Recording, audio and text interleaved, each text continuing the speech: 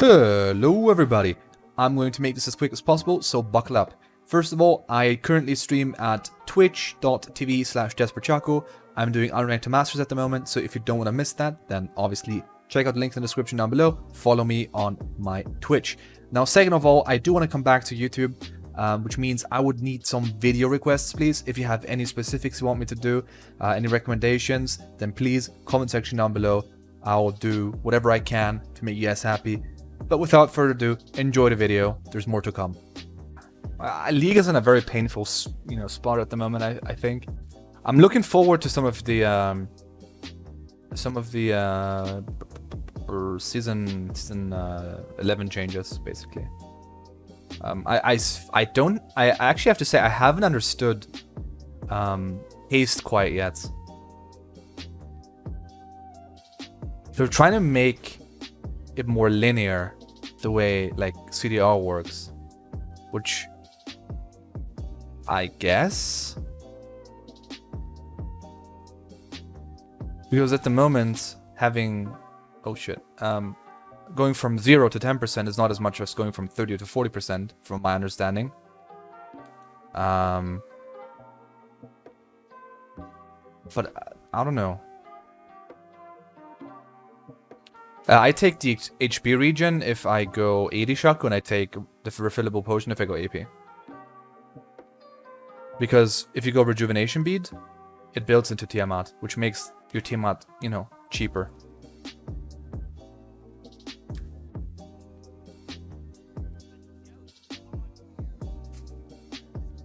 What?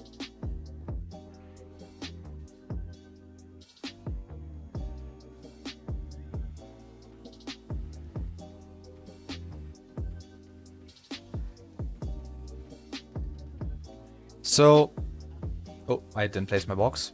We're looking out for the enemy jungler at the moment. So since top lane died, it gives me the idea that he starts bot side. Because bot lane got late to lane, top lane is late to lane because, well, Annie just died, which means he probably didn't leash. So Zac starts bot side. Most junglers in like gold elo always start on bot side anyways, so they get a like fat leash, which is really bad, but they don't know any better, so it's kind of fine, I guess. It does work, but that's something they should shake off as soon as possible. So in this elo, tracking the enemy jungler for the first clear can be tricky, because you never know what they're going to do. The Zac could potentially full clear his entire jungle, or he could just do like a 3 cam clear and then gang top lane. You never really know with enemy junglers in that elo, which is fine, but the subsequent clears are going to be really easy to track. So as soon as you see the enemy jungler for the first time, you want to make sure you press tab and check his buff timers. So I'm going to expect the Zac top lane within the next like minute to 30 seconds. And as soon as we see him, we first of all either have to rotate to make sure our top laner doesn't die, or we just, see what buff timers he has. I mean, it's pretty obvious that he started blue buff. At least most likely. He could have also solo started. But yeah, see his top lane right now. We see 16 CS, which means he cleared 4 cams, because every cam gives 4 CS count. Top laner dies, but I can get the return kill here, I'm pretty sure.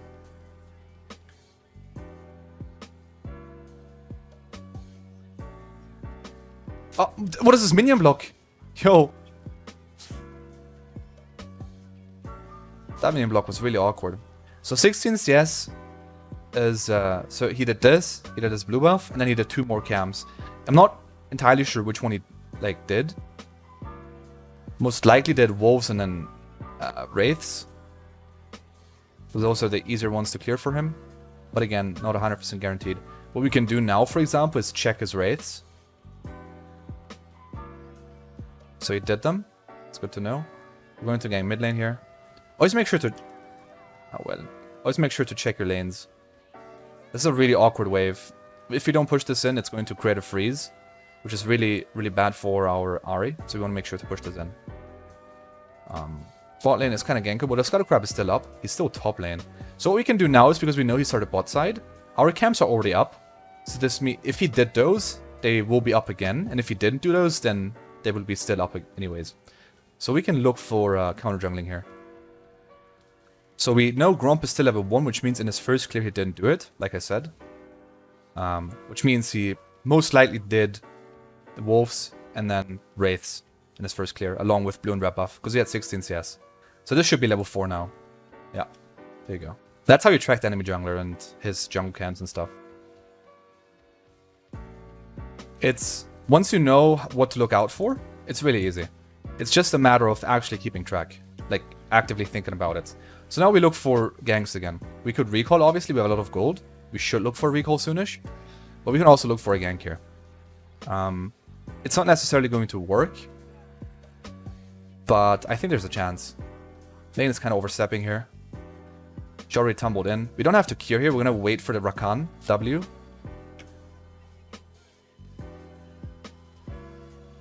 Okay. It's good.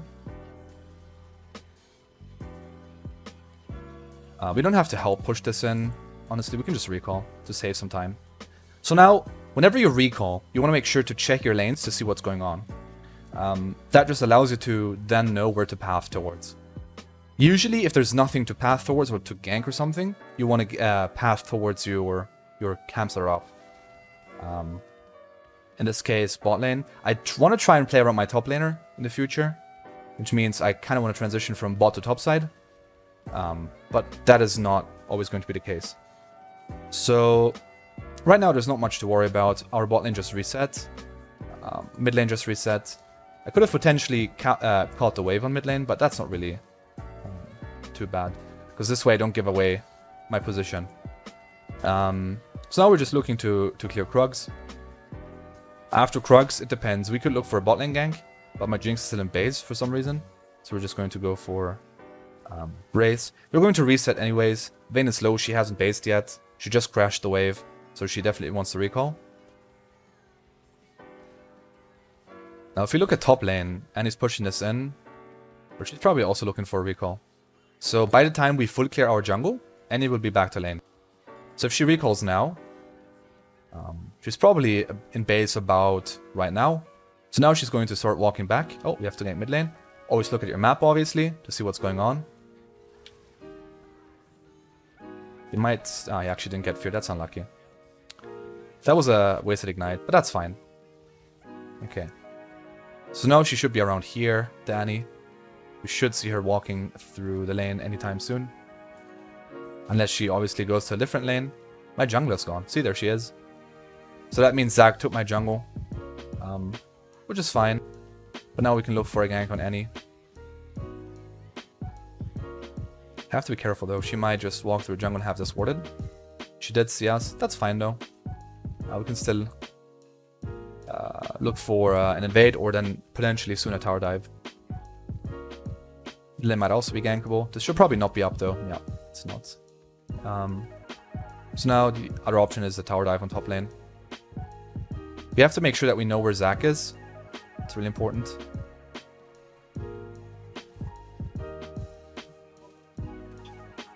It's kind of awkward because I don't have much damage yet. I don't have my runics. But I think we win this.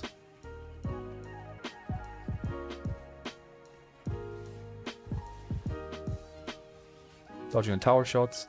Sending my clone in for a kill. Nice. Not sure how he got it. What? Okay, interesting. So Zac is on Dragon. We know his entire topside jungle is up right now, which is good. We can use that to, you know, counter jungle him a little bit.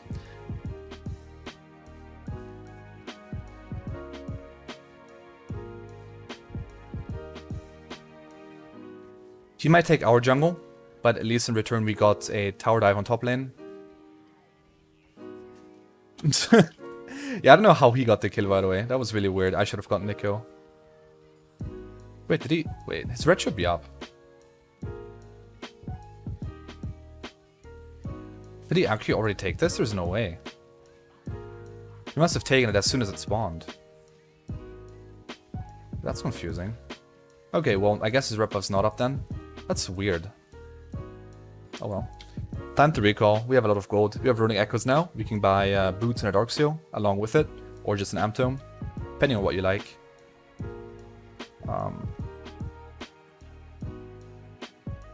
So now we could path towards top lane and instantly gank again. In this elo, I don't really care about ganking too much because I know if I farm up, I can win the game. So I usually try to just clear as efficiently as possible. That was a good bard ult. We're going to be there a little bit late, but we can look to clean up a little bit. Oh, they're not going for bard. Jing's just kind of trolled.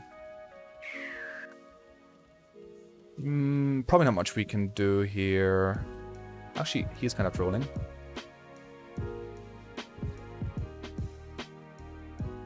He had his passive at least. That's fine.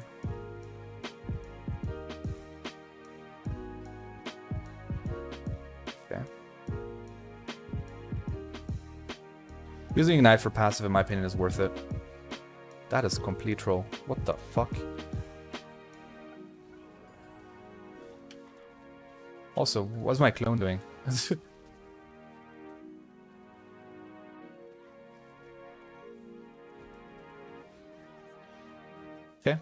that was good. I misplayed a little bit. I could have played it a little bit better, I think. But in the end, it worked out. We got a kill. That's fine. We got Ignite. We got the heal from main. So we're kind of chilling. Now we just proceed to full clear again. Not worried too much about sustain. AP Shaco is pretty good sustain in the jungle.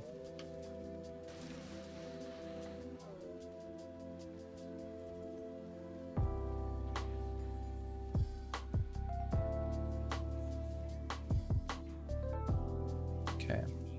Make sure to get the backstabs in as always. It shouldn't be any news to you though.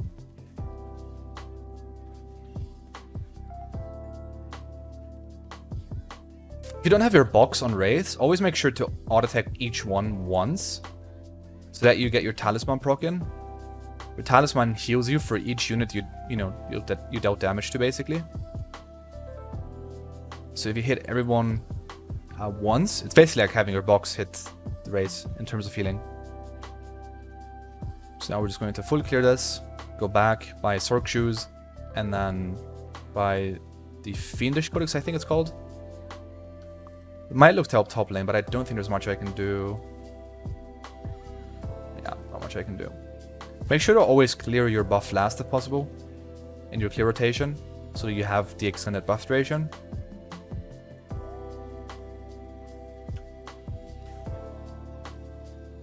It's not really worth catching that wave.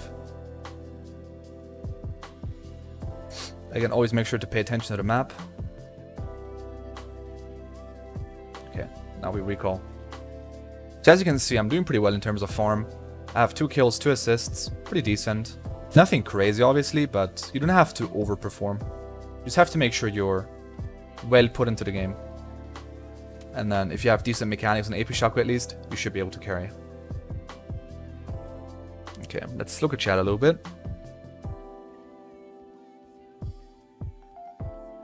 I play both AP and AD just as much. I don't prefer one over the other. So my crafts are going to spawn soon. There's not much else to do on the map right now. So we're just going to take them. For the people that are going to ask me in the comment section, I do build Nash's when smurfing at the moment.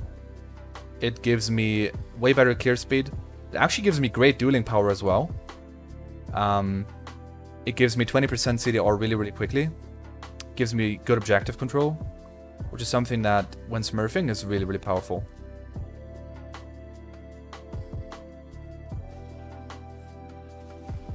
Good. Whoa, that's crazy. So, 2 boxes might actually be enough, let's see. Not quite, are they? Oh, they are. Pog, okay. Yeah, so now we look for a bot lane gank here. I'm gonna take the long route.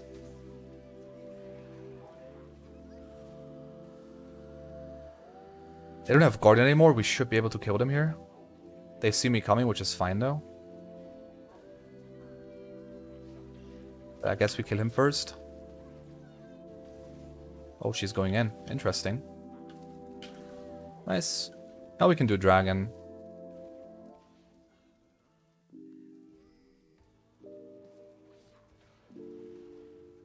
Oh, hit me. Yes.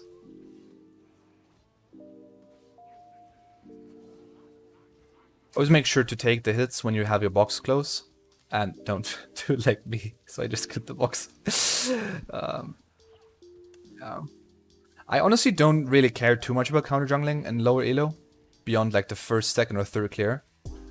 Because it's so much more efficient to just clear your own jungle over and over again and look for ganks than actually invading. Because realistically, you counter jungle to put the enemy jungler behind and yourself ahead. You could technically take his jungle and yours at the same time. But I just feel like I don't need to put the enemy jungler any more behind. I have great success with just full clearing my jungle over and over again and then carrying that way. They're not going to kill my clone, are they?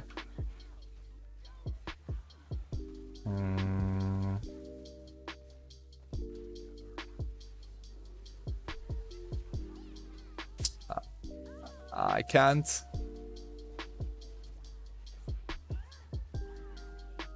Okay, well, have some cooldown, sadly.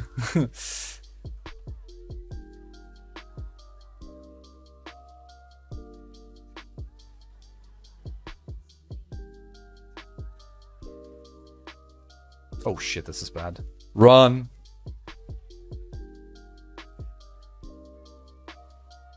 Okay. But yeah, once the mid game hits... Oh god, I didn't look. Are you kidding? Well, it would have been really easy to outplay the Fizz. I just had to dodge his Q or E. Or actually like Q. But yeah, happens, I guess. Against Fizz, there's two ways you can outplay him. You can dodge both his Q and his E, which means you basically dodge all of his damage. You can also dodge his R with your R. So if you're looking to outplay him, it really isn't that hard. You can dodge his Q with your Q, because if you jump out of range before he hits you, he doesn't deal damage. Then you can dodge his E with your R. And if he Rs you first, he will usually use his W or E just when his R is about to hit, which means you can dodge 2 spells with 1. So that's usually what I do against Fizz players. Herald is really great in the early game to take, especially before 14 minutes. But since we were destroying them so hard already, I didn't see the necessity of taking Herald. I could have probably done it anyways. It's just a little bit of laziness, I guess you could say.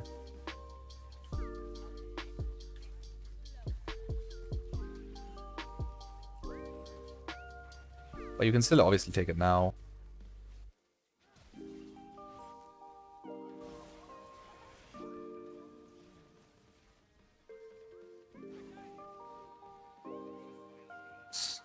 We can get an inhib here.